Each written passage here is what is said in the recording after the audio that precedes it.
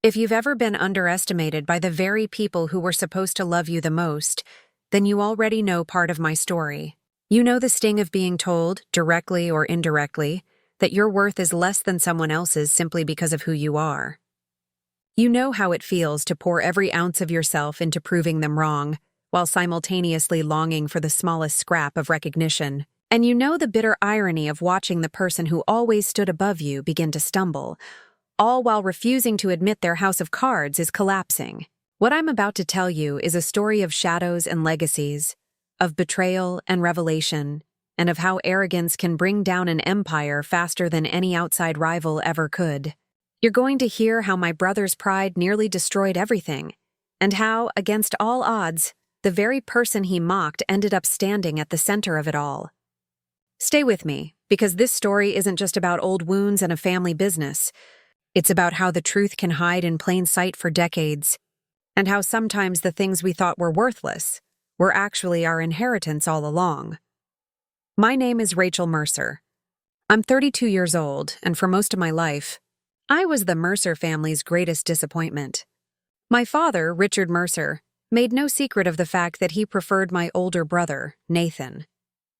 He groomed Nathan from an early age to inherit Mercer Builders, our family's mid-sized but well-respected construction company based out of Silverwood, a midtown city tucked between Tacoma and Olympia in Washington state.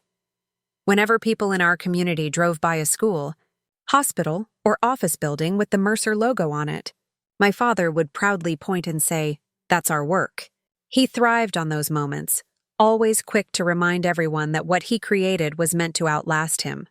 But when it came to me, his daughter, he seemed to believe I had no place in that legacy. It didn't matter that I excelled in school, that I had a strong mind for numbers, or that I quietly absorbed more about the business than he realized. It had already been decided before I was old enough to know better. Nathan was his pride and heir. I was extra, something to be polished, kept proper, told to smile and sit pretty while the real decisions happened between men. The contrast in my childhood couldn't have been sharper. I remember Nathan, 5 years older and always treated like golden royalty, being led hand in hand through dusty job sites when he was little more than a boy. Dad would lift him up onto beams, plant a hard hat on his head and tell clients, "Here's the future of Mercer Builders." Meanwhile, I was pushed into ballet classes and etiquette lessons, clothed in starch white dresses and patent shoes, turning pirouettes in front of mirrors when what I wanted was to get my hands dirty flipping through blueprints. My father never noticed, or maybe he noticed. He just didn't care.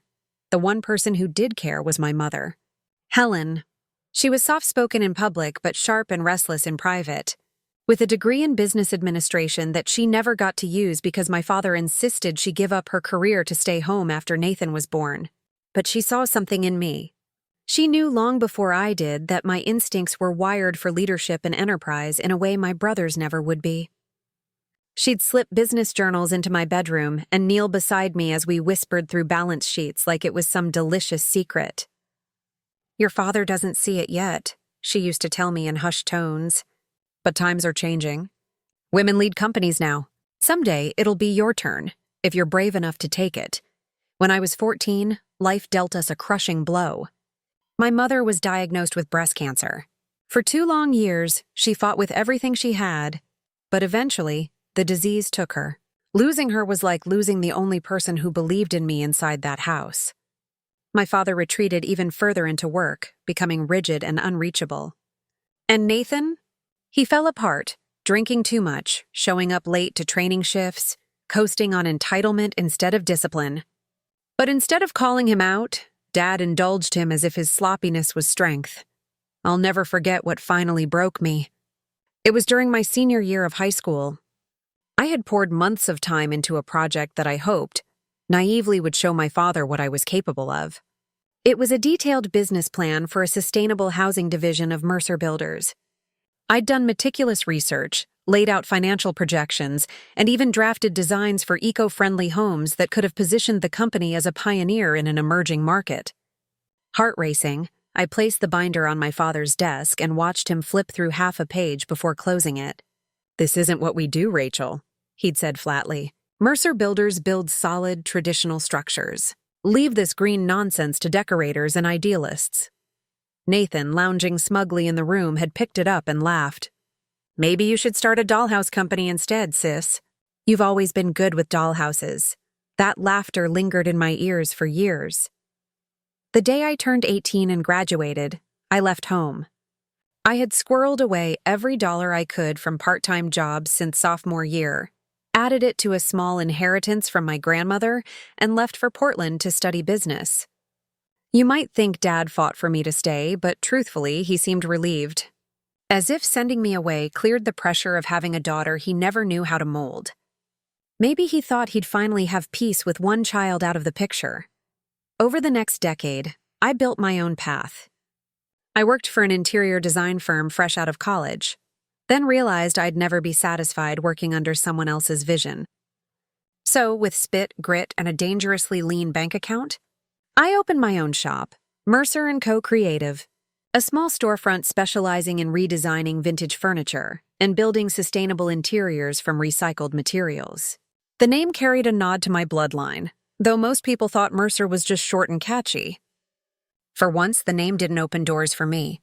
I earned every inch by myself, and slowly, surely, it grew.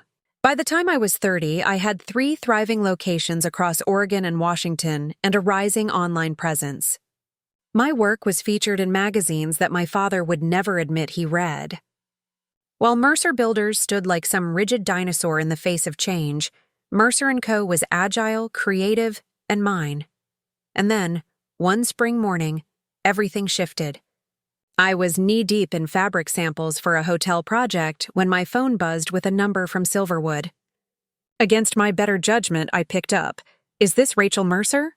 an older male voice asked. "Yes," I answered, setting the fabric aside. "This is James Carver. I'm your father's attorney. I'm sorry to inform you that Richard Mercer passed away last night of a heart attack." Time seemed to stop. The phone nearly slipped from my hand. My father, Richard Mercer. The man too stubborn, too strong-willed to ever seem breakable. Gone. Just gone. He was 69, the attorney clarified when I asked in disbelief. It was quick. The doctor said he didn't suffer. My mind spun. I tried to process not only that he was dead, but the collision of emotions it brought with it. I grieved not just what had happened, but what had never happened. The reconciliation we never had. The words of approval I never once heard. The acknowledgement that time had stolen completely. Something in me answered before I had time to consider. Yes, I'll be at the funeral. And with that, I booked the flight home I never thought I'd take. As the plane descended into the familiar evergreen landscape battered by spring rain, I realized this wasn't just a funeral. This was a reckoning, and I knew, somehow, that Silverwood was ready to reveal truths. I had spent my whole life being denied, but I had no idea just how explosive those truths would be. There is a strange weight you feel when you return to a place you once fled. Every road feels tighter, every landmark smaller but sharper, as though you're seeing a ghost of your past instead of reality. The air knows your secrets. The streets remember the footsteps you swore you'd never retrace. That was how it felt to drive from the airport back toward Silverwood, the little city that held my entire childhood inside its weather-beaten streets. I hadn't seen it in more than 10 years, and yet every corner still whispered my name. I rented a car that felt absurdly shiny and new, the vinyl scent of the seats clashing with the decades' worth of dust I imagined still coating my father's world. As I turned onto Birchwood Lane, the street where I'd grown up, I saw the house long before I arrived at its driveway. A sprawling Tudor-style mansion, built with the first major profits Mercer Builders ever made, standing high above the other homes like a king on a throne. Back when I was young, Dad would polish the shutters, mow the lawn himself, and scowl at children who tried cutting across the grass as though our home doubled as his billboard for success. He used to say, "A man's home is proof of his dignity. Let it rot and you rot with it." That house now looked nothing like dignity. The gardens were tangled, the paint was cracked, and one of the shutters sagged to the side like a black eye. My chest clenched. Richard Mercer would never have allowed neglect like this. which could only mean one thing. After his stroke a few years ago, Nathan had been running the house and running it into the ground, just as I suspected he had with the business. I sat in the rental for nearly 5 minutes, staring at the front door, steadying myself. Before I could even knock, it swung wide, and there he was. Nathan Mercer had once been the golden boy of Silverwood. Handsome, broad-shouldered, thick hair always perfectly styled. The firstborn son. Now standing in the doorway, he was a version of himself gone slack. His stomach bulged against a button-down that pulled at the seams, his sandy hair thinning in patches despite whatever expensive treatments he was throwing money at. His face was blotched red across the nose and cheeks, his lips chapped, his eyes bloodshot. Years of liquor and arrogance etched into skin that had once been our father's pride. Well, well. "Rachel comes home."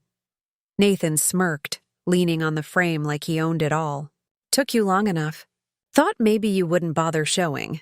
I swallowed hard. "Hello, Nathan. I'm sorry about Dad." He waved dismissively, already irritated. "You missed your chance. He was asking about you last week, actually. Wondering if his little runaway would ever come back. Guess too late now, huh?" The jab cut sharp and uninvited. But I'd learned long ago not to show Nathan that kind of weakness. So I kept my face even, calm. "May I come in?" He moved aside lazily. "Audrey's in the living room with a couple of Dad's people. Try not to embarrass the Mercer name." Stepping inside after more than a decade was like stepping into a mausoleum. The house hadn't aged, it had withered. Dark wood walls still pressed in on each room, and the heavy velvet curtains still suffocated the windows. But under it all, the air reeked. Cigarette smoke, sour wine, neglect. Silver trays untouched, floors once gleaming with polish now dulled. It was like time itself had given up. In the living room, a collection of stone-faced men in suits were murmuring over paperwork while a blonde woman directed a caterer with the precision of a commander. That was Audrey, Nathan's wife, a porcelain socialite from an old money family in town. She turned at my entrance, scanning with confusion. Then her glossy lips stretched into one of those smiles that never touched the eyes. "Oh, Rachel, what a surprise," she tittered, brushing against me for an air kiss that didn't land. "Nathan wasn't sure you'd show." "I didn't hear until yesterday," I explained. "How are you holding up?" She tilted her head with theatrical grace. "Oh, you know, someone's got to keep things together. Harold's death was just so sudden. But the business, of course, needs leadership immediately." She glanced at Nathan, who happened to be helping himself to yet another drink like leadership was the furthest thing from his mind. That quick little glance told me everything. Audrey intended to keep her claws in Mercer Builders, whether Nathan was fit to run it or not. A man approached me then, hand outstretched. "Frank Donovan. Worked with your father 30 years. You must be the daughter from Oregon." The daughter from Oregon. Not Rachel Mercer. Not business owner. Not designer. Just the daughter who had left. "Yes," I said, shaking his hand. "Richard mentioned you had some shop," he asked in that patronizing way that pretends to be curious. 3. Interior design and sustainable furniture. "Ah, interesting hobby." Before I could correct his smug dismissal, Nathan's voice rose. "All right, enough chit-chat. The funeral home needs Dad's suit in an hour." He gestured at Audrey. "Handle it, would you? I need to go over the Donovan contract." Then he turned to the room at large with a grin. Business doesn't wait, as Dad always said. The way he puffed up his chest as though the throne had already been crowned made bile rise in my throat.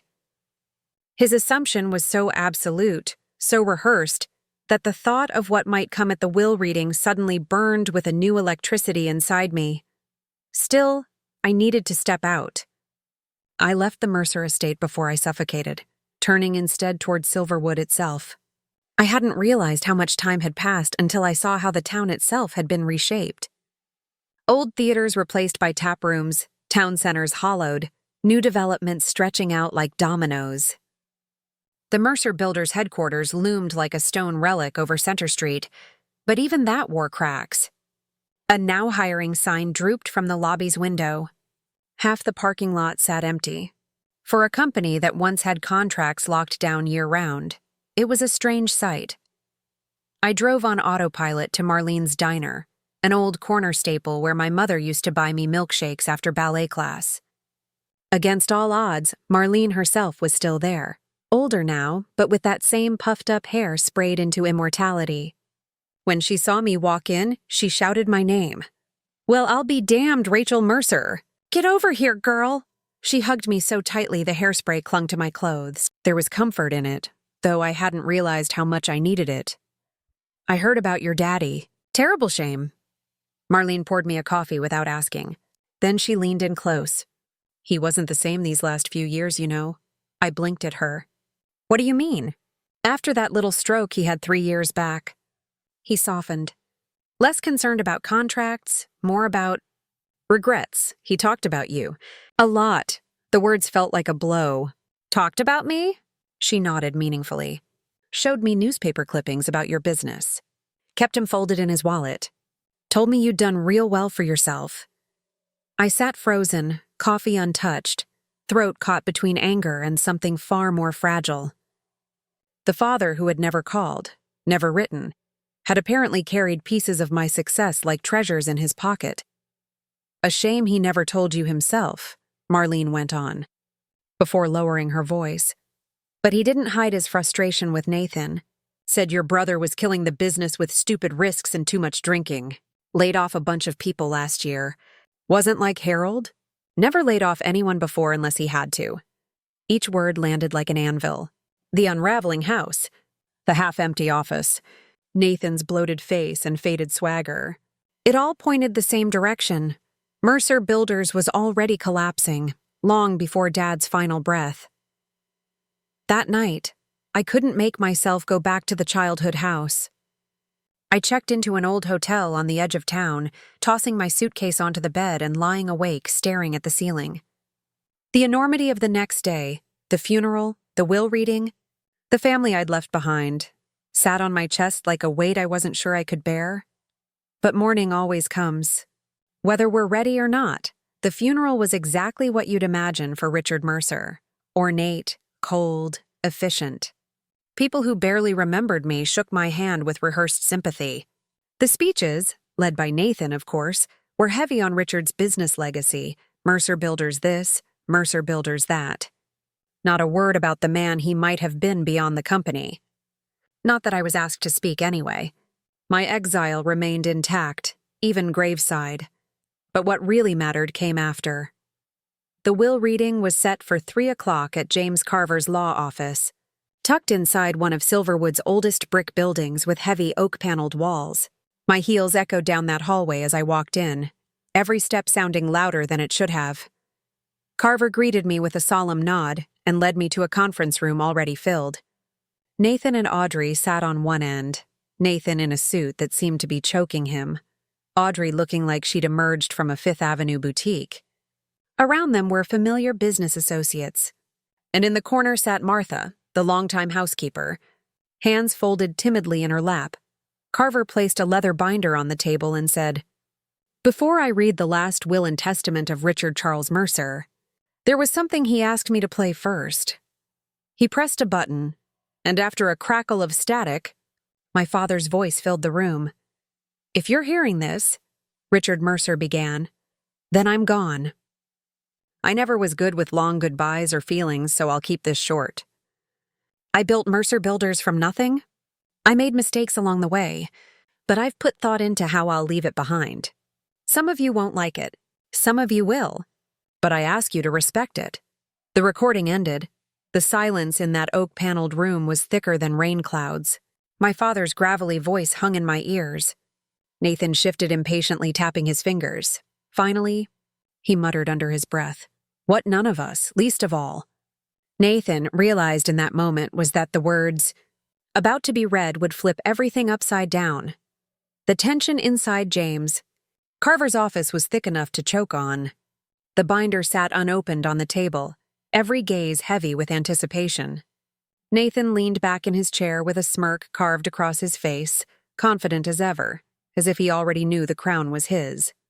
Audrey kept one manicured hand possessively on his arm, her diamond bracelet flashing under the fluorescent lights. While her eyes darted around the room like a hawk sizing up prey it hadn't decided how to devour. I sat across from them, silent, my pulse thundering in my ears. For me, this wasn't about inheritance. I had no faith that I'd see anything beyond some sentimental scraps tossed politely in my direction. I had been under no illusions with my father when he was alive. Why would death be any different? And yet, there was something in the way he had carried those clippings. Something Marlene's hushed words had dug inside me. It made me wonder. James Carver cleared his throat. "Let's begin." His voice was steady, professional, but I could see the faintest flicker in his eyes. He'd handled my father's affairs for decades. He knew what was in that binder.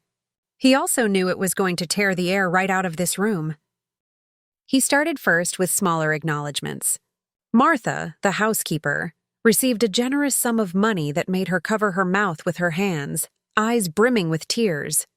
My father's fishing cabin on Lake Emerald went to Frank Donovan, his oldest friend. A handful of loyal employees were given modest sums and thanks for their years of service. There were charitable bequests too, the city hospital, a veterans' housing project. All the while, Nathan grew more and more restless. His foot tapped under the table, his fingers drummed louder and louder, until finally he barked out, "Can we get to the important part? Everyone knows the house and the company are mine. Let's not drag this on." Carver looked up slowly over the rims of his glasses. "Mr. Mercer, I'll ask for patience. We'll proceed in the legal order of the document." Nathan snorted and leaned back with arrogant laughter. "Fine, whatever, let's just hurry. Looks like Rachel will get the doll collection Mom started for her." He turned to me with a mocking grin. "Don't worry, sis. I'll buy you a shelving unit to display those dolls properly.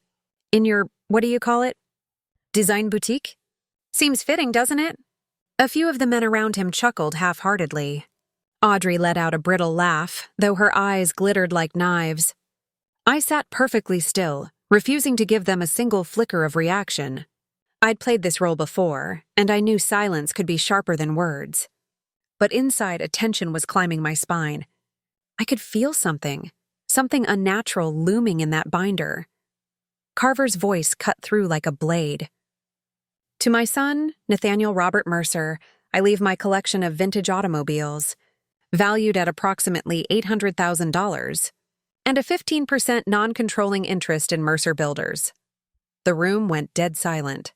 Nathan's smirk froze mid-contortion, as though his face couldn't compute what his ears had just heard. Slowly, with an expression slipping from confidence into horror, he leaned forward. 15%? Not. What the hell does that mean? Carver calmly adjusted his glasses again. "It means that you will receive 15% of the company's shares, but not enough to determine its direction, nor vote without majority approval." Nathan's voice almost cracked.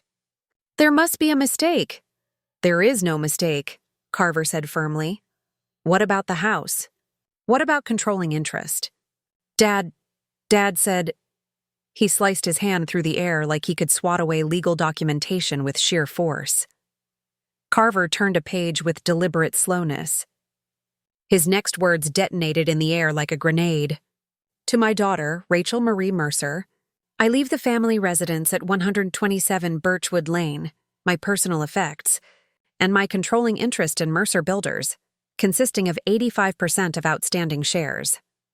It was like the world stopped moving. I blinked slowly, trying to let the words catch up with reality. 85% control of Mercer Builders. The house, the company, the empire Nathan had been groomed for since childhood, handed instead to me. Nathan erupted like a struck match. He shot up from his chair, knuckles slamming against the table, veins bulging in his forehead. No, that's impossible. Dad would never have done this to me. He built that company for me. He said I was the future. She's been gone for 12 years. She plays with furniture while I've kept the construction business alive. This is a mistake. A fraud. Mr. Mercer, Carver's voice sharpened. Sit down. There is more you don't yet understand. I don't care, Nathan thundered. His rage made his face swell purple. Audrey tugged at his sleeve, whispering sharply, trying to rein him in. He shook her off. This is ridiculous! She knows nothing about managing Mercer Builders. Carver rose slightly in his chair, power radiating through his calm. Perhaps you should allow me to elaborate, Nathan snarled, but the room had shifted. Everyone leaned forward now, waiting. Carver pulled a separate set of documents from the binder. The truth is, your father didn't own Mercer Builders in the way most of you believed. Legally, from its founding, the company was established in your mother's name. Elizabeth Mercer. My chest constricted. What? I whispered. Correct, Carver said, nodding in my direction. Your mother was the technical owner. Your father operated as trustee and executive manager to shield the company from certain liabilities and financial risk, which was common practice at the time. But the shares? They've been structured differently for decades. Upon your mother's death, her shares were placed in trust, awaiting the day Rachel turned 18. At that moment, formal ownership passed to her. The silence that followed felt like an earthquake, invisible but rattling everyone at the table. No. Nathan shook his head, almost laughing in disbelief. That's impossible. Dad ran that company with his own hands. Everyone knows it always was his. Carver's pale hand tightened on the pages. Richard Mercer managed it, yes. But legally? The majority ownership has been in Rachel's name since her 18th birthday, over 14 years ago. I sat there, trying to breathe, but air caught jagged in my throat. He can't mean this. I'd thought I was discarded, sidelined, irrelevant. All those years of being told I wasn't good enough, yet in secret, documented, filed, accounted for, I had been the legal owner of the business the whole time. Carver leaned toward me with softened eyes. Your father never told you, Rachel, but he followed your career closely. He saw the business you built and admired your independence. He decided against transferring control prematurely, knowing that one day you'd rise to the responsibility yourself. Nathan's chair screeched back violently as he shoved it away and raged, Lies! This is some legal trick. A loophole! I'll contest it. I'll contest all of it. You'll see. Dad wasn't in his right mind. You're welcome to try, Carver said coolly. But I assure you, every document is airtight. Richard was meticulous with his legal affairs. Martha, the housekeeper, looked down, a faint smile of almost maternal relief touching her lips. Frank Donovan, who had moments earlier dismissed my business as a hobby, now regarded me as though reassessing an entirely new player on the map. Audrey studied me too, her expression shifting from scorn to calculation in real time. Nathan, however, was pure venom. He pointed a trembling finger at me, iciness masking his desperation. This isn't over, Rachel. You have no idea what game you've been dragged into. You'll regret this. There was nothing I could say with words that would compare to letting him see the truth in my silence. For once, he was the one facing the cold press of insignificance, and it terrified him. As people shuffled out of the room, the ground under me felt unstable. Not only had I inherited my father's home, I had been holding the majority of Mercer Builders all along without ever knowing it. My entire understanding of my place in this family, the years of hurt and rejection, suddenly cracked open into something far more complicated. And yet, when James Carver quietly asked me to stay behind, I knew the shocks weren't finished. When the others had left the conference room, Nathan storming off in a cloud of fury, Audrey whispering rapidly into her phone, Frank Donovan muttering something about unbelievable. James Carver remained calmly in his chair, one hand still resting on the thick leather binder. He tilted his head toward me. Miss Mercer, if you have a moment, there are matters that should be discussed privately. My hands were still trembling against the cool mahogany of the table. My world had split open in the span of 20 minutes. Somehow, my father's business, the empire I was told I had no part in, had been legally mine since I was barely old enough to vote. That revelation was already enough to rattle my foundation, but Carver's careful gaze told me the ground hadn't yet stopped. Shaking, I followed him back into the conference room after the last door closed and clicked shut. He gestured for me to sit, then chose to lower himself into the chair beside me instead of across the table. The small choice changed the atmosphere. It wasn't adversarial anymore. It was almost paternal. "I imagine you have questions," he began, removing his glasses and polishing them with a handkerchief. "Questions?" I laughed weakly. "I have a million. How long has this been true? Did my mother know? Why did my father never tell me? Why," my voice cracked, "why did he let me believe I didn't matter when I did?" Carver replaced his glasses and folded his fingers together. "Your mother was the reason the company was in her name at all. It was her idea back in 1990. She believed it provided financial protection, liability shielding should Richard ever face professional lawsuits or debts. But more than that, she wanted to ensure your future security." A lump formed in my throat.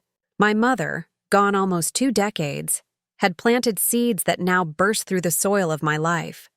She had believed in me then, even when I was too young to understand it. When Elizabeth became ill, Carver continued, she and Richard revisited their estate plan. It was very important to her, and ultimately agreed to by him, that ownership would legally transfer to you once you reached adulthood. Richard would remain as trustee and manager until— Carver looked at me meaningfully. "Until he believed you were ready, or until his death, whichever came first." "Until he believed I was ready," I repeated bitterly. But he never said a word.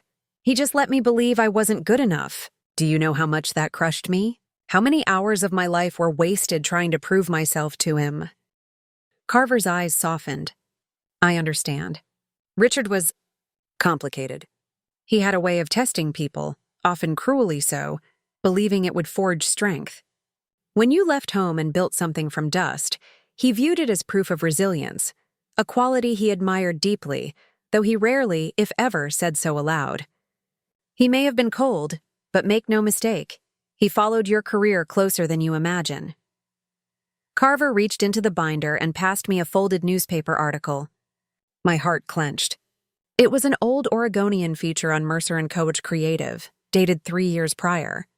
The creases were soft and worn, as if folded and unfolded dozens of times. "He carried this in his wallet," Carver said gently. My chest tightened until I couldn't breathe. For years I had thought my father saw me as an afterthought, a disappointment. And all along he'd been quietly proud, too proud of his own pride to simply tell me. Carver leaned forward again. "Rachel, there is something else you need to know. In the past 5 years, your father grew increasingly concerned about Nathan's management of the company. He discovered withdrawals, risky contracts, excessive expenses. Layoffs followed, which pained him terribly. I remembered Marlene dropping hints about that, but hearing it confirmed by my father's own attorney was worse than I expected." "Withdrawals?" "Large ones.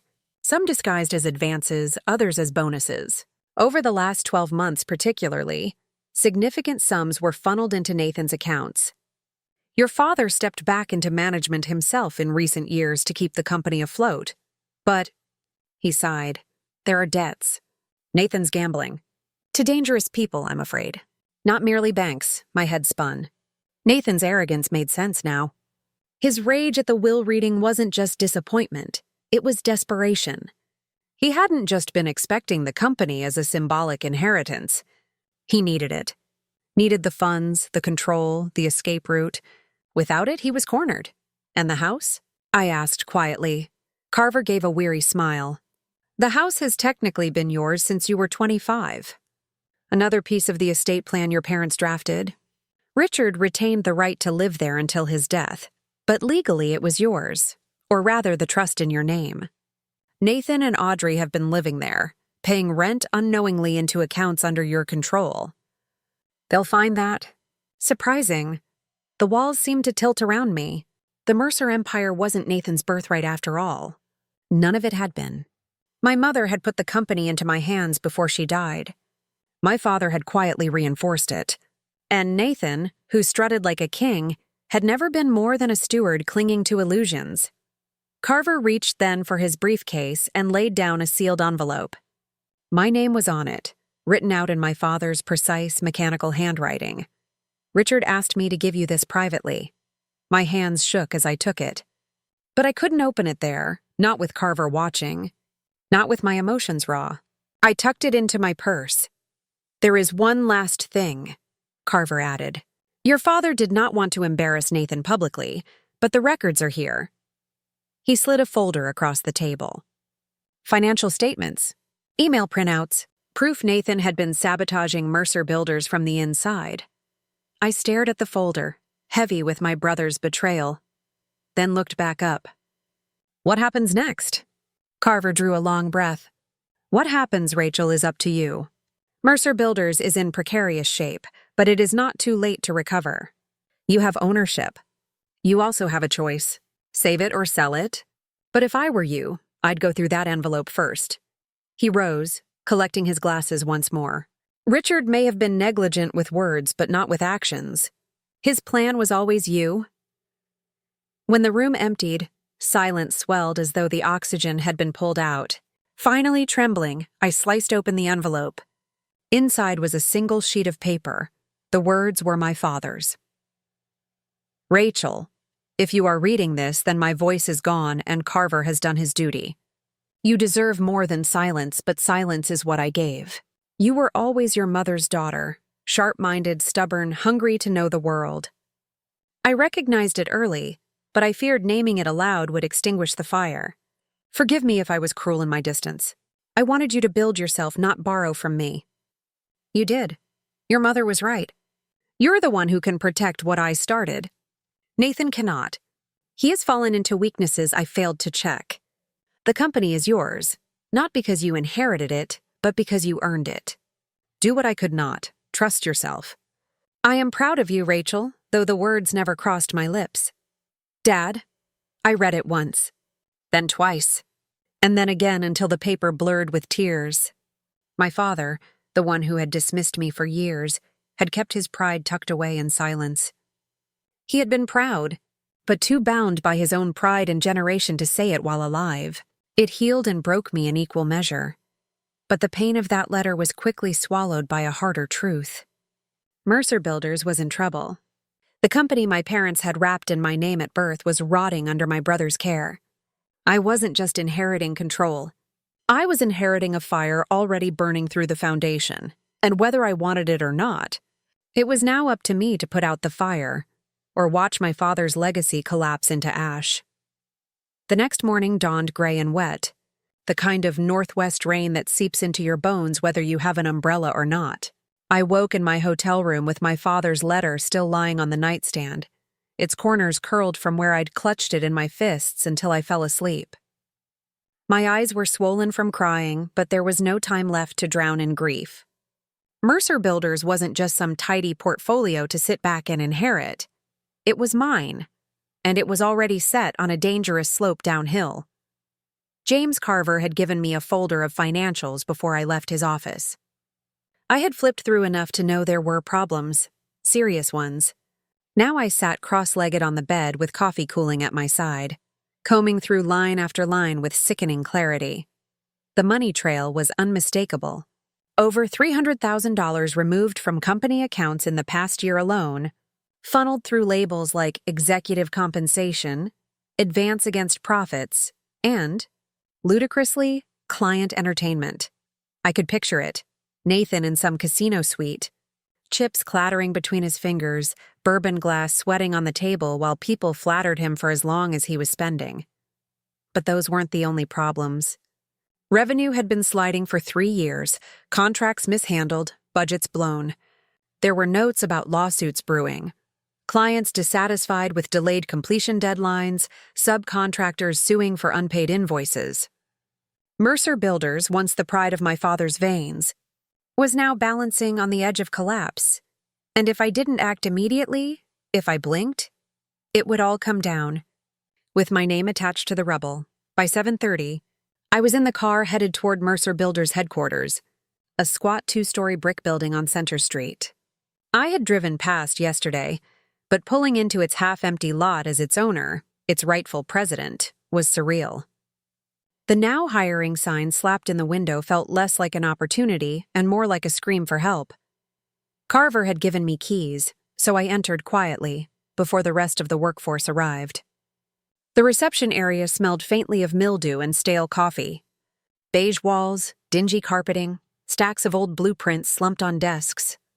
My father's corner office still bore his nameplate, Richard Mercer, President. When I turned the lock and stepped inside, I froze. The room was frozen in time. Desk polished, blotter clean except for one photograph in a black frame. My stomach tightened when I approached. It wasn't a picture of Nathan. It wasn't even of my father on some construction site supervising beams. No, it was me, standing in a cap and gown at my college graduation. I sank into his leather chair, tracing my fingers over the armrests worn by years of his elbows. Why keep that picture of all things on the most visible space in his office? The question hurt in equal measure to how it warmed. He had watched. He had cared, in his stiff, hidden way. His computer was still there. Password protected, but Carver had anticipated it. Elizabeth J. 1990, my mother's name. My birth year. The screen unlocked, revealing files my brother would never have believed existed. I dug in budget breakdowns, client correspondence, memos my father had written to Nathan, long, patient explanations at first. Warnings later. The emails grew sharper over the years. Nathan, this overrun on Jackson Heights is unacceptable. 22% over budget is not sustainable. We cannot survive mismanagement like this. Effective immediately, I am pulling you from leading project oversight. My father's frustration was plain. The last few emails written just weeks before his death brimmed with disappointment. Nathan's response to those reprimands: short, bitter rants. Fine, take it away. You never thought I was good enough anyway. I've got other opportunities lined up. Other opportunities. The phrase echoed in my head. What did he mean? I opened subfolders. Correspondence with a Seattle development firm. A few with someone named Victor referencing incredible odds and a sure thing. The tone sounded more like a gambling tip sheet than a business partnership. Deeper still, hidden in a folder labeled RM, were clippings, photographs, even customer reviews printed out from my own business. He had kept everything. My storefront openings, magazine features, local news write-ups. There were even receipts from jobs my design studio had filled, purchases ordered through intermediaries, quietly funneled back into Mercer Builders projects. My father had furnished whole offices with my pieces, never telling me. He had supported my world while pretending to shut me out of his. A knot formed in my throat so tight I couldn't swallow. A sharp knock on the office door startled me. A woman in her 50s, neatly dressed, gray-haired, glasses perched low on her nose, stood in the doorway. "Excuse me," she said, polite but cautious. "Are you Richard's daughter?" "Yes, Rachel Mercer." I stood. She came forward with confidence then, extending her hand. "Nancy Winters, CFO." Her grip was firm, her eyes sharper than her mild voice suggested. "I heard about the will yesterday. Word gets around fast here. I thought I should introduce myself." We sat. She caught a glance of the spreadsheets on Dad's desk. She sighed. "So, you've seen some of our mess." "That's one way to put it," I answered. "The withdrawals, were you aware?" Her jaw tightened. "Of course. Your father and I argued over them often. Those excessive transfers are part of what forced layoffs last year. He finally cut Nathan's access about 6 months ago." How did Nathan react? "Not well." She gave me an unsmiling look. "He nearly lost control. But the damage was already done. Was there a plan? A recovery?" "Yes," she said, standing to pull a binder from a filing cabinet.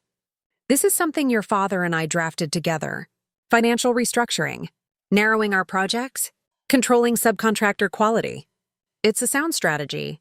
He was preparing to implement it. I flipped through the binder. The plan was clear, deliberate, and forward-thinking. One of the last things my father had been working on.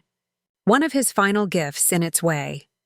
As the morning stretched on, more employees drifted in. They peeked past the door curiously, murmuring to one another when they saw me sitting where Richard Mercer had once sat. Whispers carried faster than phone calls. Richard's daughter. The owner. By noon, Nancy introduced me to heads of departments. Skeptical faces, crossed arms, guarded tones. For years they had been ruled by Nathan or my father. Now, a woman they barely knew had appeared with the company legally in her hands. Still, they listened.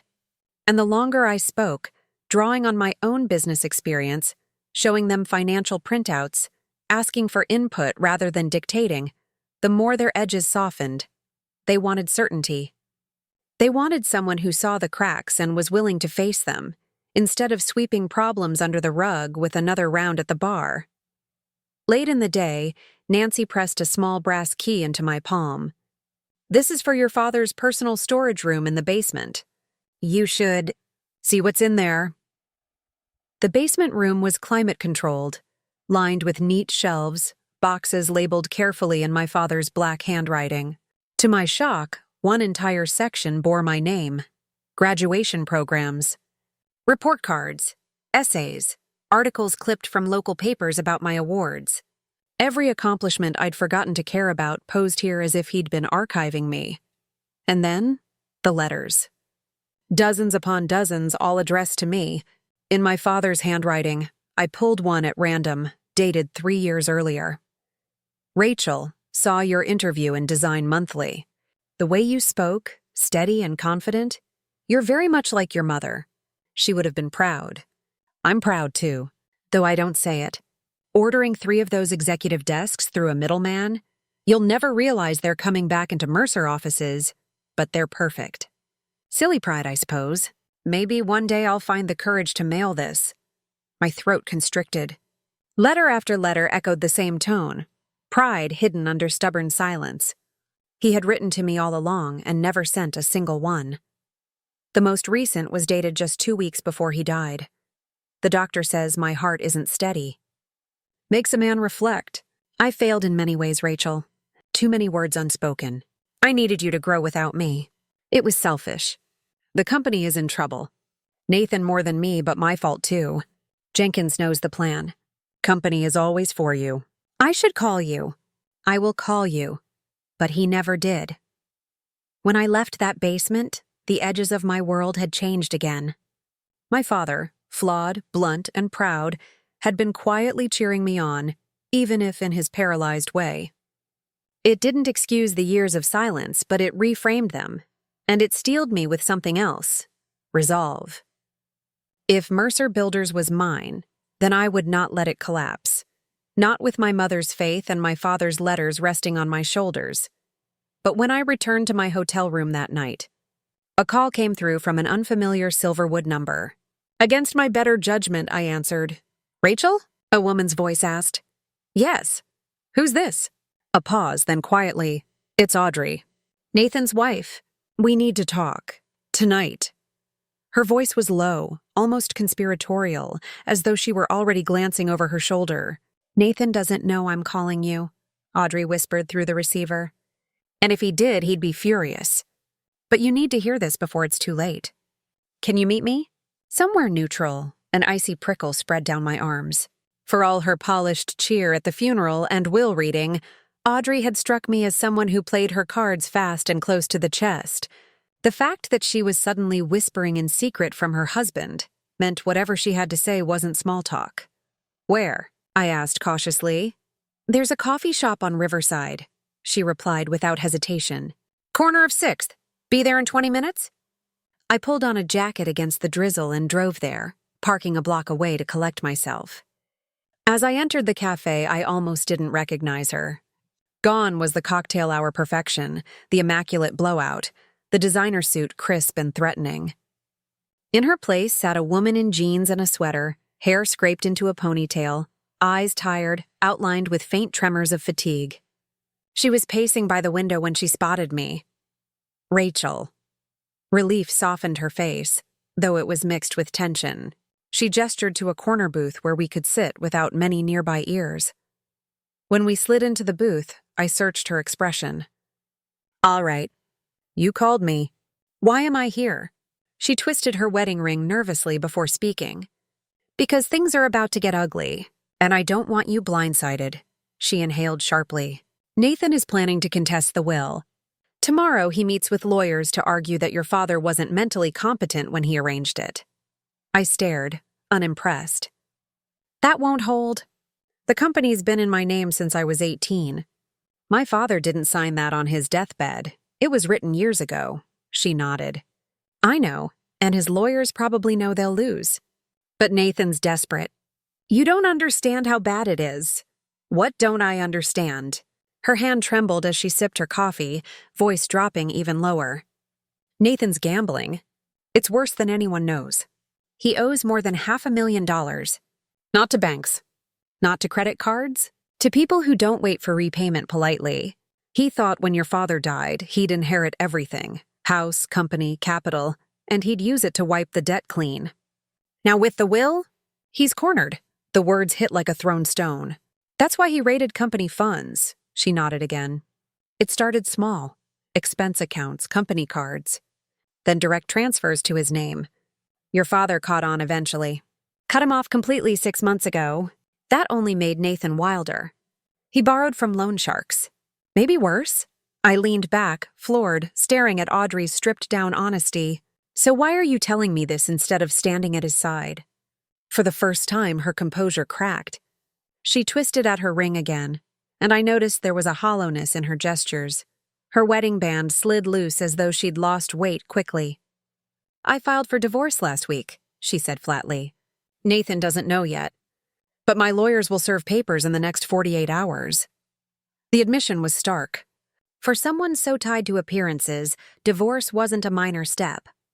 I married him because my family liked the idea of being tied to the Mercers, she confessed with bitter honesty. But the business deal never matched the reality. He's reckless, he's cruel, and he's drowning. I can't let him pull me under with him. She looked me in the eye then. Still, that's not why I wanted to see you. There's something worse. My stomach dropped. Worse than owing $500,000 to dangerous creditors? Audrey nodded. He's been circling your clients, approaching developers that Mercer Builders relied on. Westfield Development, Parker & Gray, others. He tells them he's launching his own company, Mercer Innovations, and promises lower costs. That father's death set him free to start fresh. He's told them to wait before signing new contracts. The cafe felt suddenly claustrophobic. The neutral smells of espresso and steamed milk suddenly too sharp. He's poaching from Mercer Builders, I said quietly. Exactly. And if he pulls it off, he'll strip half the client base from beneath your feet before you even have a chance to stabilize the company. Audrey's voice softened almost pityingly. I don't want to see that happen. Not to you, and not to what your father built. I sat back, wrestling inside. I didn't trust Audrey, not entirely. She had played too many polished games in my presence for me to believe this sudden sincerity without suspecting ulterior motives. But every detail she'd handed me so far matched what I'd seen in the books, in the files, in my father's warnings. Why tell me? I pressed. Because despite what people think, I do respect what your father built. My own father did business with him for years. Richard Mercer was the most honest builder in this town, demanding, yes, stubborn, but honest. Her hand released her ring and dropped to the table. Nathan's about to destroy the company out of desperation. If you don't act now, he'll win. Not the house, not the titles, but the clients. And clients are the real blood of any business. I rubbed my temples, the letter from my father echoing inside my skull. Do what I couldn't. Trust yourself. When Audrey finally left, pulling her hood up against the drizzle, I sat there a long time nursing a cooling cup of coffee. Every choice now felt like a crossroads. If she was telling the truth, Nathan was already carving at the underbelly of Mercer Builders. If she was exaggerating, she was still giving me insight into how desperately he was flailing. Either way, it meant trouble. That night, I called Nancy Winters. Within an hour, we convened an emergency meeting of senior staff in the dim-lit conference room of headquarters. Their faces were wary, skeptical, but weary of Nathan's chaos.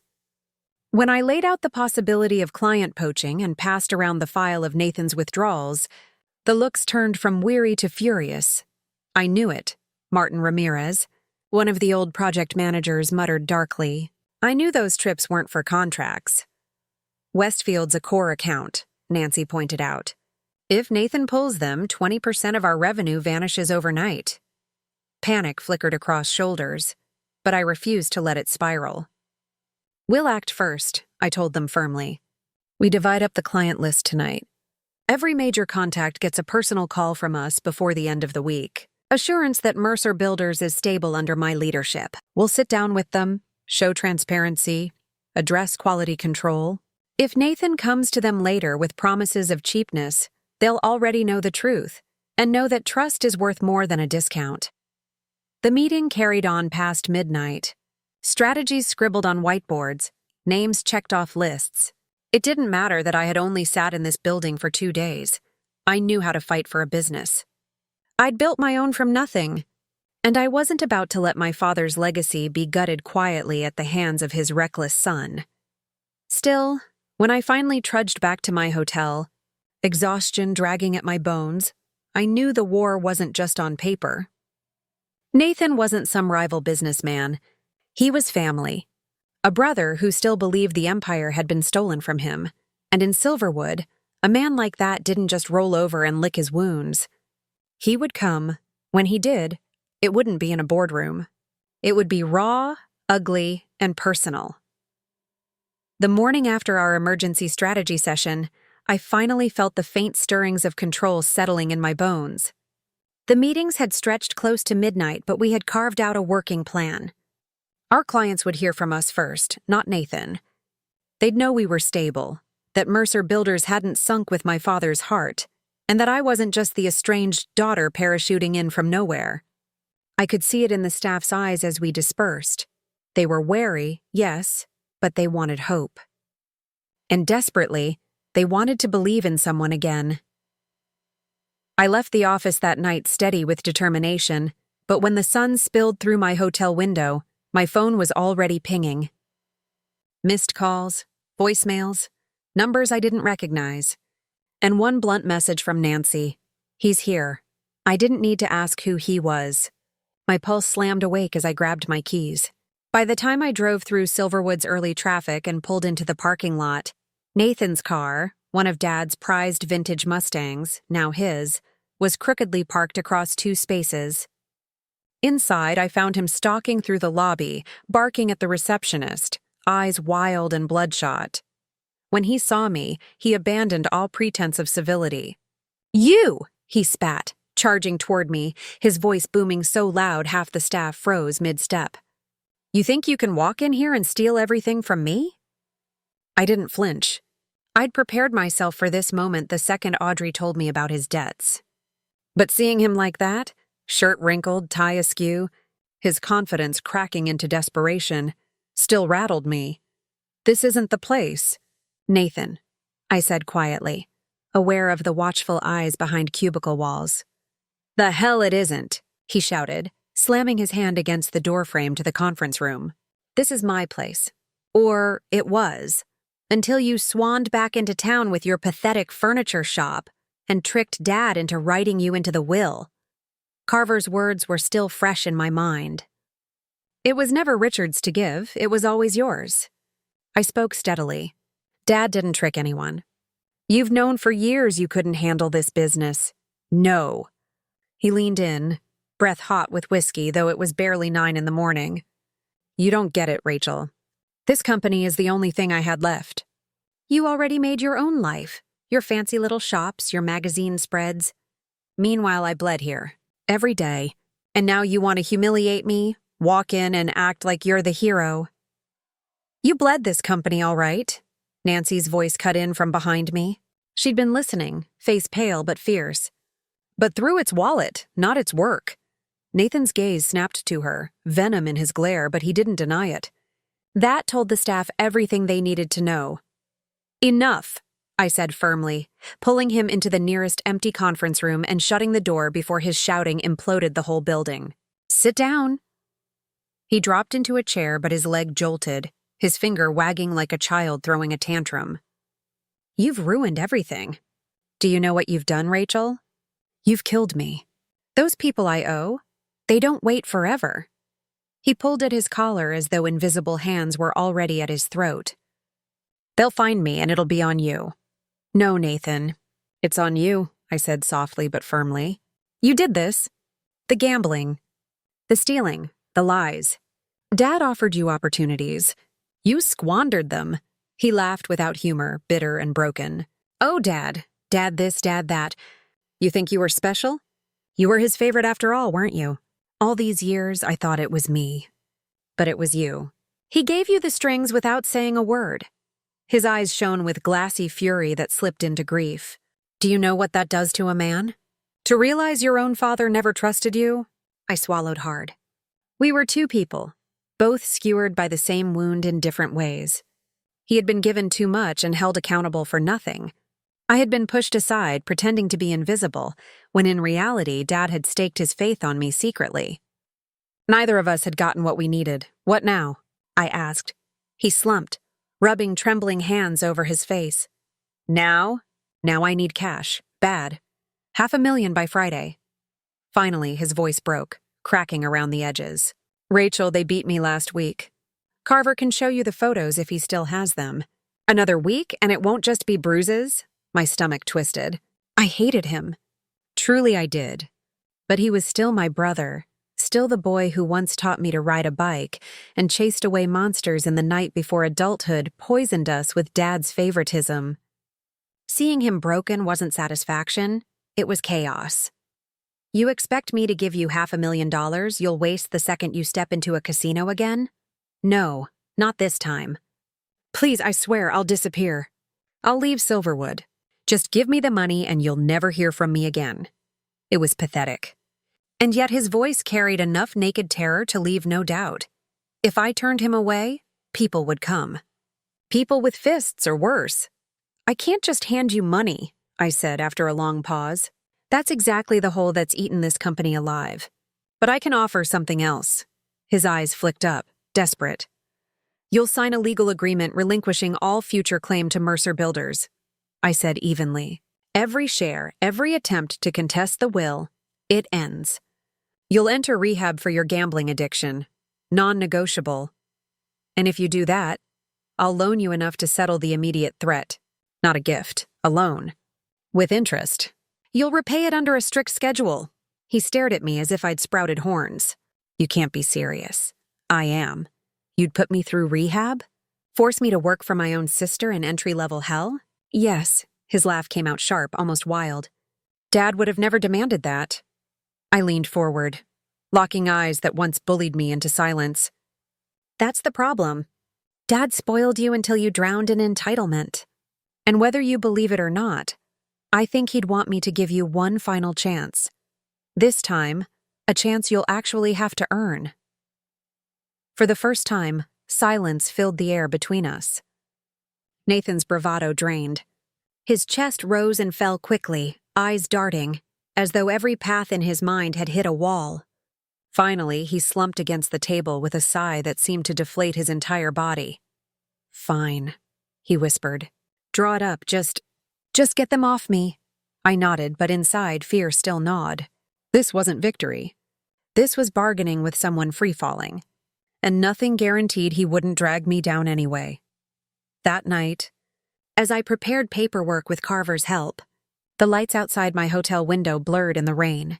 I wondered, even after everything, was I foolish for giving him rope? Or would this be the moment that saved him?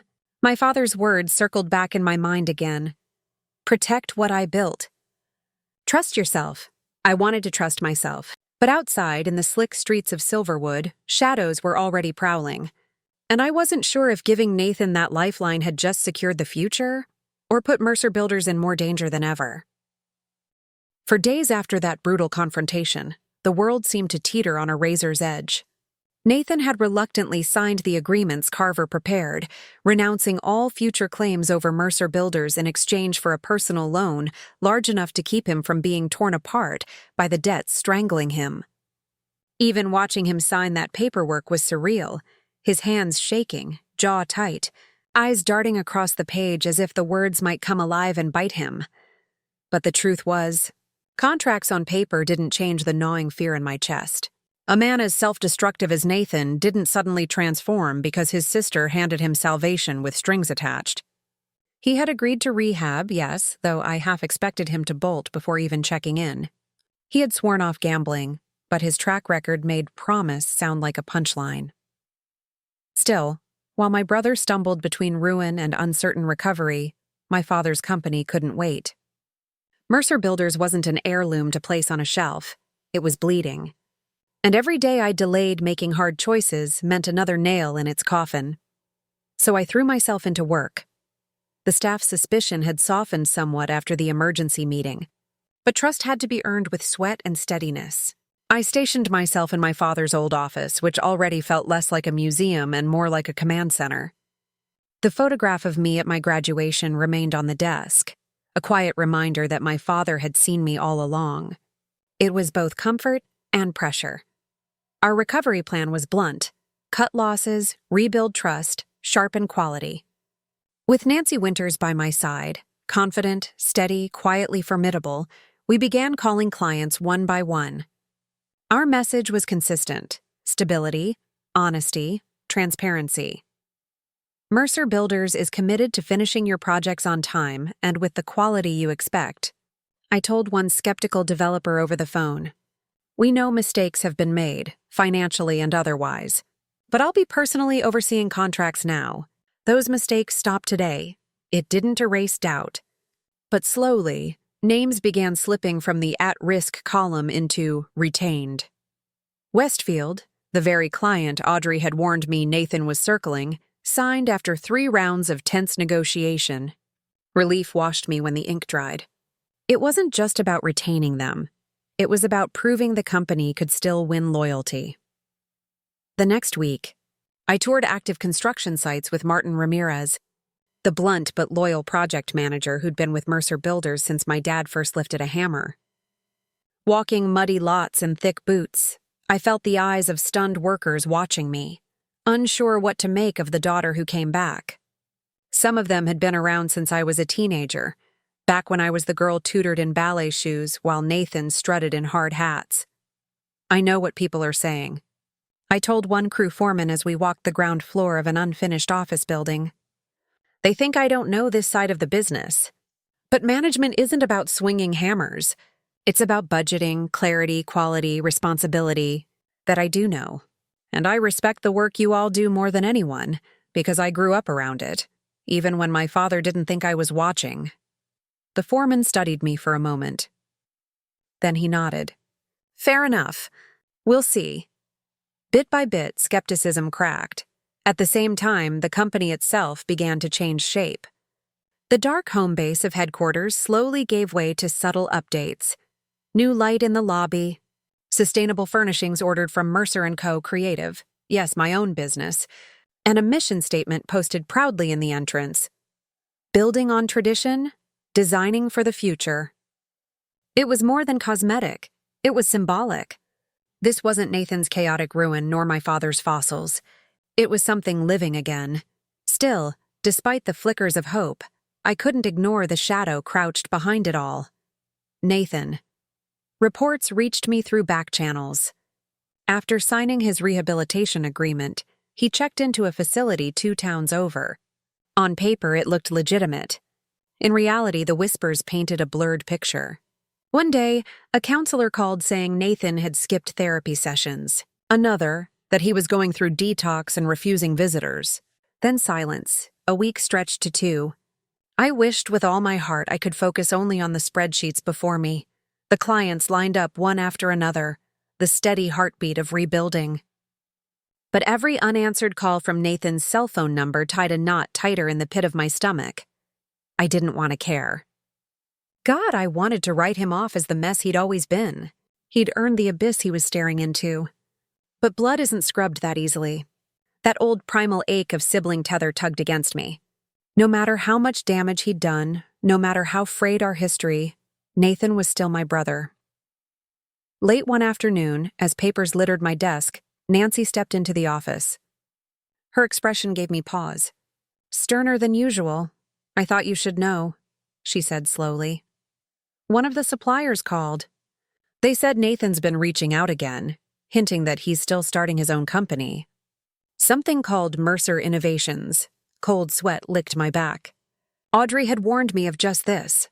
I thought we cut him off, I said sharply. With the legal agreement. Nancy's mouth was grim. Paper doesn't stop a determined gambler with nothing to lose. He's desperate, which makes him more dangerous than ever. My father's letter weighed in my heart again. Protect what I built. I squared my shoulders. If he's working the shadows, then we'll bring things into the light. Call an emergency board meeting. We're going to confront this. But even as I said it, electricity sparked across my skin with the memory of Nathan's broken voice. They'll find me, and it'll be on you. If he was still stirring trouble while owing volatile men amounts like $500,000, then Mercer Builders wasn't the only thing at risk. Our family name was the target now, and the storm Nathan carried into every room was no longer theoretical. It was coming for me. The call came just after midnight. I had dozed off at my desk in my father's old office, spreadsheets spread under my cheek, the hum of the rain outside lulling me into uneasy sleep. My phone's vibration rattled me awake. The number was unfamiliar, but something about it made my chest squeeze. I answered anyway. Rachel Mercer? The voice was deep, steady, no warmth. No introductions? Yes. You know your brother owes people a lot of money. A chill split every muscle in my body. Who is this? Doesn't matter who I am. What matters is that Nathan promised repayment by Friday. Today is Friday, and your brother is out of time. My fingers locked around the phone. If you're threatening him, not threatening, the man said, calm as ice. Explaining. He said his sister would take care of it. That the Mercer fortune would come through. But we're still waiting. The line clicked dead before I could respond. My heart hammered so loudly I had to stand just to pace it out, gripping the edge of the desk until my knuckles whitened. Nathan had told them my name. My responsibility. He had dragged me directly into the fire he'd lit. I tried to call him, straight to voicemail. Tried again. Nothing. Checked the rehab facility's line. The overnight nurse said flatly that Nathan hadn't checked back in since earlier in the week. Gone. Again. The next morning, Silverwood's skyline glistened with rain-washed streets when Nathan stormed into headquarters looking worse than I had ever seen him. His hair stuck to his forehead in greasy strands, his shirt half-buttoned, shadows bruising the skin under his eyes. They're going to kill me, he blurted the second he found me, voice pitching high with panic. He grabbed my arm, his grip sweaty and frantic. Rachel, you have to give me the money now. All of it. They're not bluffing anymore. I pulled free. I already gave you enough to cover your first deadline.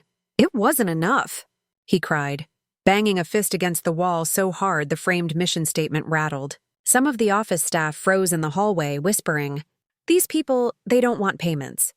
They want it all. If I don't pay everything, they'll come after me. After you. After everyone. Cold fear slid down my spine. You brought this on yourself. Easy to say when you're not the one staring down men who don't ask twice. He crumpled suddenly into the chair opposite my desk, burying his face in his hands. I'm begging you, sis, please. Dad would have bailed me out. You can't just sit there and let them. Dad already did bail you out. Over and over, until he took the company back just to save it. And where did that leave him? Broken down, carrying secrets he should never have had to carry. I won't repeat his mistakes. His head shot up, eyes red, voice frantic. Rachel, please. They showed me what happens to people who cross them. He lifted his shirt, revealing fresh yellowing bruises across his ribs. This is just the warning shot. I swallowed against the bile in my throat. The cold, unfeeling tone of the man on the phone echoed in my ears. This wasn't just a financial mess anymore. This was violence circling at the edges of our name. At that moment, Nancy walked in, face stiff. Rachel, we need you in the boardroom, now. It's urgent. She glanced briefly at Nathan, eyes hardening with both pity and contempt. When we stepped into the boardroom, the reason was clear. A man I had never seen before sat patiently at the table, suit pressed, posture coiled with self-assured authority. His hair was slicked back, his smile thin but sharp. Two men hovered in the hallway outside the glass walls, their presence radiating menace with no need for words. Miss Mercer. He rose with a smoothness that sent every alarm bell in me screaming. My name is Victor. I believe your brother has spoken of me. The air thickened. This was the name I'd seen in Nathan's shady email threads. The one hinting sure things and odds. I represent a group of investors who've extended your brother, shall we say, considerable credit. Unfortunately, repayment schedules have not been met. He adjusted his cufflinks casually, as if discussing weather instead of debts worth $500,000. But I'm a reasonable man. I prefer resolution to escalation. I kept my spine straight, though heat flushed through me. This is a business office. If you want to discuss debts, do it with Nathan, not me. He smiled then, like a predator indulging prey that didn't realize the hunt was already over. But Nathan assured us you were the key now. That you inherited not only the business, but the responsibility of protecting your family's name. Surely a woman in your position wouldn't allow her brother's errors to tarnish Mercer Builders, now that it is. Yours? My jaw clenched so hard I could barely speak. We don't use company funds to cover personal gambling debts. The smile thinned further, turning sharp. Of course, principles, an admirable quality, Miss Mercer. Though let me share something clear in return. If you don't resolve this by next week, your brother's misfortune becomes yours. Reputations are fragile. Accidents happen. Businesses collapse. I would hate to see the Mercer name dragged into ruin, wouldn't you? From the corner of my eye, I saw Nancy stiffen. This wasn't suggestion. This wasn't business posturing. This was direct threat. I'll get back to you, I said evenly, forcing calm into my tone. If you interrupt this office again, I'll involve authorities. Victor's laugh was silken, condescending. By all means, call whomever you wish. But there are no authorities that can erase numbers as high as the ones your brother owes. Only money settles this kind of account. And money, Miss Mercer, is something you most certainly control. He scooped up his briefcase, motioned subtly to his men, and strolled out as if he owned the entire street outside. When the door closed, I finally exhaled. My hands were trembling unchecked as Nancy leaned close. They're not bluffing, she whispered urgently. Rachel, these aren't just creditors. They'll come after anyone tied to Nathan, and that includes the company. We can't ignore this. For the first time, I realized how close Mercer Builders truly was to annihilation. It wasn't just the budget sheets, the botched contracts, the layoffs. It was blood debt lurking outside like wolves. And right now, the wolves had my last name in their jaws. That night, as I sat alone in my hotel room staring at my father's letter, I understood his words more than ever. Protect what I built. But how do you protect something from your own brother's destruction? I had no choice. If I stayed passive, this shadow would consume both Nathan and the company with him. Action was necessary. The question was, how far was I willing to go? Because to save Mercer Builders, I might have to stand my ground not just in boardrooms and offices, but against the kind of men who didn't settle disputes with contracts. I knew I couldn't wait for Victor to make his next move. If I sat still, Mercer Builders would crumble under threats louder than any lawsuit. He had been calm, but his calm was the kind of calm that comes from knowing fear is his greatest weapon. Nathan had folded to it, but I'd spent my life surviving silence, dismissal, and cruelty disguised as love. I wasn't folding. For 72 hours straight, I prepared. I worked with Nancy and our legal team to put the company's finances into lockdown, shielding every bank account under the tightest possible controls. Carver, exhausted but fierce, filed injunctions and protective claims that made it nearly impossible for anyone to siphon money without tripping alarms. At the same time, I met with our most loyal clients in person, explaining the situation without sugarcoating. Transparency bought me what money could not, their trust. Mercer Builders wasn't hiding anymore, not behind my father's pride or Nathan's swagger, but preparation only bought me structure. I needed resolve, and deep down, what I feared wasn't Victor. What I truly feared was Nathan, and how far he would go to clutch at illusions of control. It didn't take long. The night came like a scene from some noir film. Rain streaking down Silverwood's cracked sidewalks, headlights reflecting red off the wet pavement. I was leaving the office past midnight when a car idled across the street, windows tinted black. The back door opened. Victor stepped out as though he'd been waiting hours, his trench coat collar turned against the drizzle, hands clasped behind his back. "Miss Mercer," he called across the street, smooth as ever. "Let's not pretend you didn't expect me." I could feel Nancy's warning echo in my mind. Don't face him alone. But here he was, face to face, and I was too tired of shadows.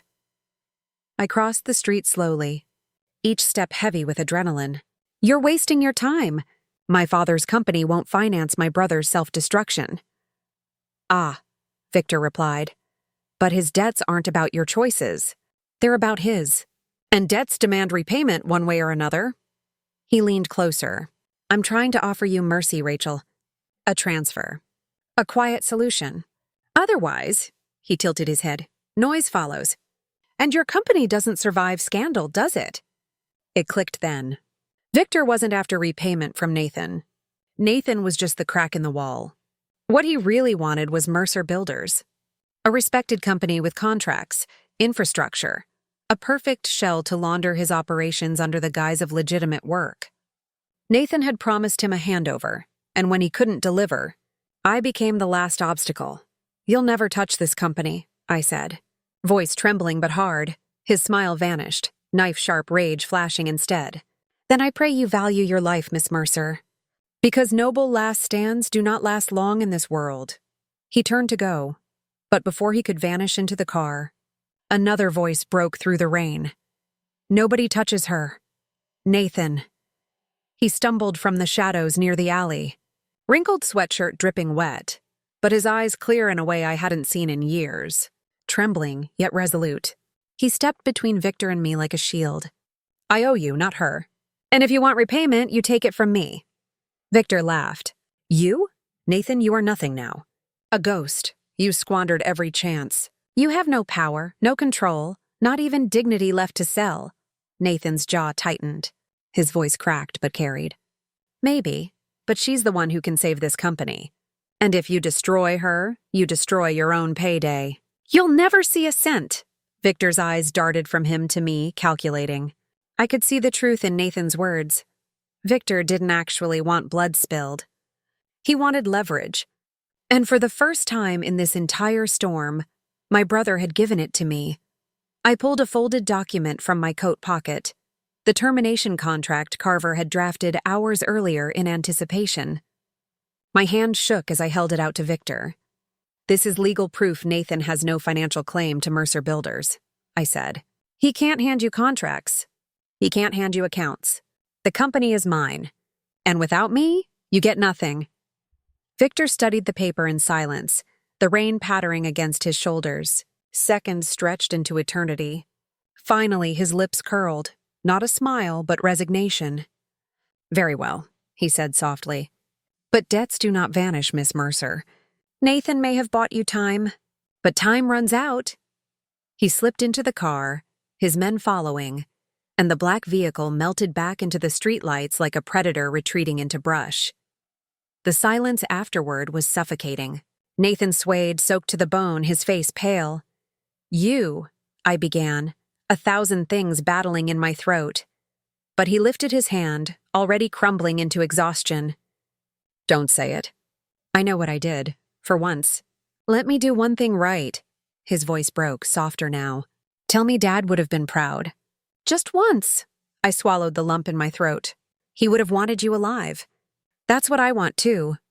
Nathan gave me a small, broken smile, then staggered away into the rain, a ghost fading into the night. 6 months later, the sun rose over a different kind of Mercer Builders. The lobby that once smelled of mildew and dust now shone with natural light, repurposed wood and furniture built from reclaimed materials. Our new motto gleamed beneath the old sign, building on tradition, designing for the future. The staff had shifted too. Old faces promoted, new talent brought in, all of them hungry to believe the Mercer name still stood for integrity. The family home had been renovated into something far more than a relic. Its dining room was now a daycare center for employees' children. Its study was transformed into a foundation office, funding scholarships for women and minorities, pursuing careers in construction and design. And what had once been my childhood bedroom, a place of dismissal, was now a showcase for my mother's doll collection. Not as some condescension, but as tribute. Each doll marked a year, a story, her belief in me. No longer a joke, but a legacy. Nathan? He had completed rehab. Slowly, painstakingly, he worked now at the bottom rung of our estimating department. It wasn't grace or forgiveness, it was accountability. And though every day was a test, he showed up. For the first time in our lives, I saw a glimpse of my brother without arrogance clouding his face. He wasn't healed, but he was trying.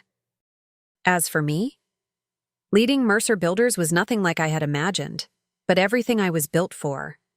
The fight had hardened me, yes, but it had also shaped me into the person my father had silently hoped I would become. I no longer needed his approval. I had built my own path, my own backbone. But when I walked through those offices bearing our last name, I carried his and my mother's memory like armor. And whenever I felt doubt creep back in, I thought of that first doll. Tiny, porcelain, placed in my hand by my mother's gentle fingers. Over the years, Nathan had mocked it, claiming dolls were all I'd ever receive while he took the empire. But in the end, the dolls were proof that small things left behind in love end up meaning more than crowns built on arrogance. Sometimes, the dollhouse girl ends up holding the real house after all. And standing in the lobby that day, looking out at rain-washed Silverwood, I understood something my father and mother had both known long before me. We don't inherit legacies. We build them. Brick by brick, mistake by mistake, choice by choice. That was the true inheritance all along. Thank you for staying with me through this story. If you felt connected to Rachel's journey, don't forget to like and subscribe for more powerful family sagas like this one. And tell me down below, which country and city are you watching from?